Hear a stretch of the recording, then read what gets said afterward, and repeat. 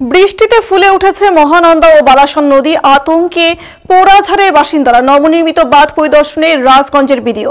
রাতভর প্রবল বৃষ্টির জেরে ফের আতঙ্ক ছড়ালো জলপাইগুড়ির রাজগঞ্জ ব্লকের পোড়াঝাড় অঞ্চলে। মহানন্দা ও বালাসন নদীর জলস্তর লাগাতার বাড়তে থাকায় তীরবর্তী এলাকায় দেখা দিয়েছে উদ্বেগ। ইতিমধ্যেই কয়েকটি নিচু এলাকার জল ঢোকার আশঙ্কা তৈরি হয়েছে বলে জানিয়েছেন স্থানীয় বাসিন্দারা। পরিস্থিতি খতিয়ে দেখতে শুক্রবার দুপুরে ঘটনাস্থলে যান রাজগঞ্জের বিডিও প্রশান্ত বর্মন। তিনি নবনির্মিত বাঁধটি পরিদর্শন করেন এবং স্থানীয় প্রশাসনের আধিকারিকদের সঙ্গে কথা বলেন। ভিডিও জানান তারা নদীর জলস্তর ও বাঁধের অবস্থার উপর নজর রাখছেন। প্রয়োজনে আশেপাশের বাসিন্দাদের নিরাপদ স্থানে সরিয়ে নেওয়া হবে। অন্যদিকে প্রশাসনের পক্ষ থেকে গ্রামবাসীদের সতর্ক থাকার নির্দেশ দেওয়া হয়েছে। মাইকিং এর মাধ্যমে জানানো হয়েছে নদীর ধার ঘেঁষে কেউ যেন না যায়। জরুরি পরিস্থিতির জন্য উদ্ধারকারী দলকেও প্রস্তুত রাখা হয়েছে।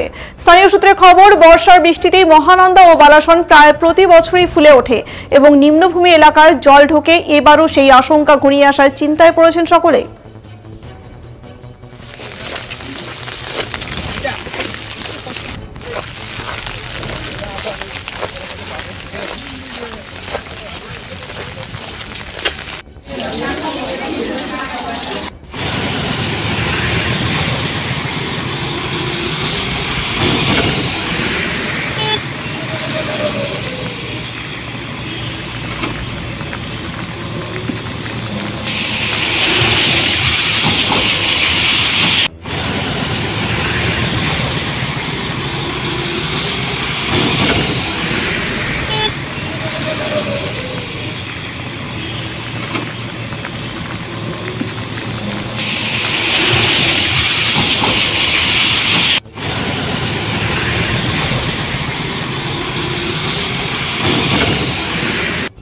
হ্যাঁ স্যার, আজকে কোথায় আসছেন এবং কি দেখলেন, কি বলবেন?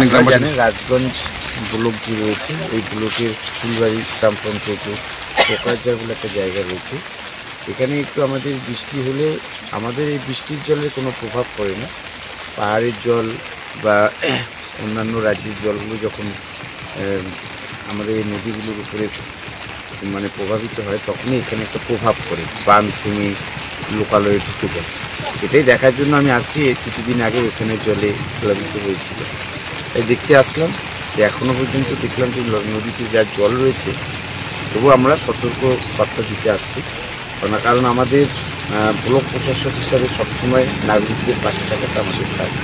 তাই প্রশাসন নাগরিকদের পাশে আছে, তারা যেন কোনো মতেই ভেঙে না পড়ে। আমরা সব রকম সহযোগিতা করতে প্রস্তুত।